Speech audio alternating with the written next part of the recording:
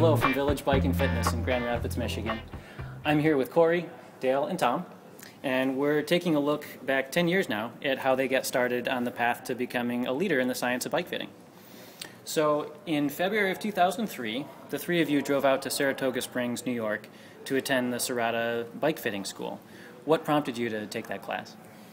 Well, I guess I can speak to that one. I'd owned the stores for several years, and we wanted to be a Serata dealer because they're an American-made, high-quality custom bike. And after inspecting our stores, they said that we could become a dealer, but to become a dealer, it was necessary that we send at least 3 people out to their school at a cost of approximately $2,500 per person. So we begrudgingly went out there. It wasn't we had been doing fit kit fitting for 10 or 12 years prior to that, and we really were pretty good at administering that process and getting people comfortable on bikes. So we went out to there because they mandated it. And you went out to this class. At what point did you realize that this method was for real? Oh, about 10:30 that morning. We came away from the class really amazed at how little we really knew about bike fitting, and going in thinking we did. And I'll never forget, I asked a question the first morning. They said something that I didn't agree with, and I said, well, I found in my fittings for the last 10 years that if I do this, I typically get that result. The course conductor looked at the doctor that was there, and she said, well, you may believe that, however, let me teach you something about biomechanics. And what she said about biomechanics proved totally wrong what I had believed before. Did you change your bike to a new position? Well, after the whole course, my bike was in a completely different position, and it was the first time ever I'd been comfortable on it because I have an extremely long leg and a short torso. So I needed a bike that had a short top tube with a taller head tube. So, yes. Cory, did you experiment with any new position after the class? Yeah, I found out that my hamstrings weren't the most flexible things out there, and my core wasn't as strong as I thought it was, and consequently I had to put kind of a stupid-looking stem on my bike that made it so that I could be comfortable on the bike and create power.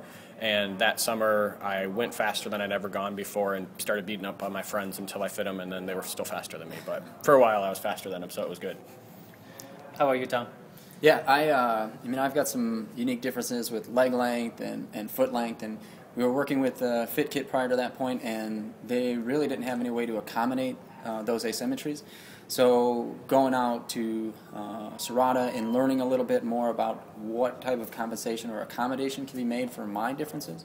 Exactly, I came back much like Cory. I made some changes to my position, and the next season after that, I had one of my best racing seasons, winning the Michigan Challenge Series for the Cat 3. So just some little changes, some increased education, and big improvement in performance. And Dale, in the past 2 years, you've worked as a body geometry fit instructor in Australia and in California. Where do you see the science of bike fitting going?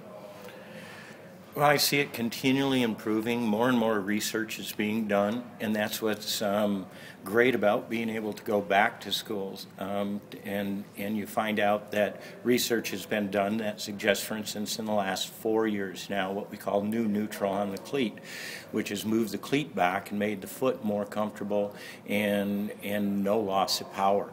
So it's always continual, and you'll always learn something else. And what you learn as you become a better and better fitter is that there's never a point wherever you think you learned something and it works on 2 or 3 people, the next person comes in and is sure shooting, you go, oh, I can fix this, and you do it and nothing happens. So every human body is different, and so I see it as a never-ending path that we can continually improve on, which is what we try to do. And how do you stay current on the science of bike fitting? Yeah, we're continuously investing in additional schooling, additional education. I've been going out about every 2 years to different schools, different education, and from different companies. Of course, we started this whole process by going out to Serrata in 2003, but since then, Serrata, Specialized with their body geometry classes, we continually send more employees out and seek to improve our own education and thus improving the quality of the fit. As Dale mentioned, the science is changing, the research is changing, so it just keeps evolving, and we try to stay on top of it best we can. And what's really cool about the Specialized process is the Boulder, Colorado Clinic for Sports Medicine does a lot of the research in-house, and they are hired as consultants to Specialize to run the curriculum for the program. So it's ever evolving through Andy Pruitt, who has written a book on bike fit, and again, we send at least 4 people a year out to Specialize for schooling. So who do you recommend gets a bike fitting? Who can benefit from this process? We think anyone that wants to enjoy cycling can benefit from being fit. Some people want to go faster, some people want to be more comfortable, some people don't want to get injured, and the whole process is about helping them achieve that end goal of enjoying the sport. So anyone that wants to enjoy it.